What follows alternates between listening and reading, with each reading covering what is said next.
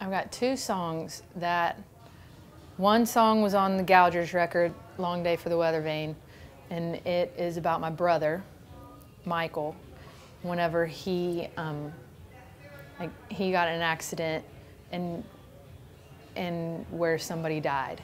And we were trying to keep him out of prison.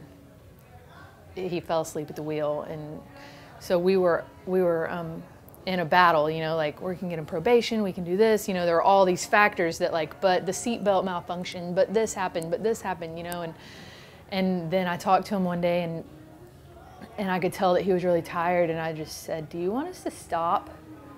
Do you want us to just stop trying? And he was like, yes, I would rather just go. Rather just go to prison and get it over with and do it, because you know, there's nothing that they can do to me in there that's worse than what I'm doing to myself out here, you know. And it's like, okay. And so I hung up the phone and I sat down and I wrote this one song, Michael, start to finish. Never, like, with a guitar, I sat and I sang it and I wrote it, and just start to finish, done. And then one other time, there's a song called Dusty Shoes that's on my EP in 2010 that I did that.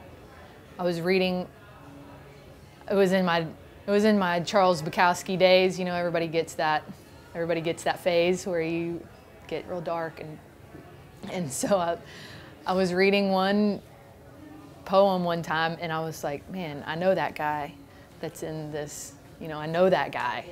And so I went home, got immediately home, and went into this building that was later to be called my sanctuary. It was a separate building from our house that my husband made for just my room, a writing room, and it was under construction. And I went in there, and there were some sawhorses and some paint cans and a magic marker and a piece of cardstock. And I sat on a sawhorse on top of a paint can, and I wrote it all out with a Sharpie, like start to finish, just done. And that's the only two times that that's happened.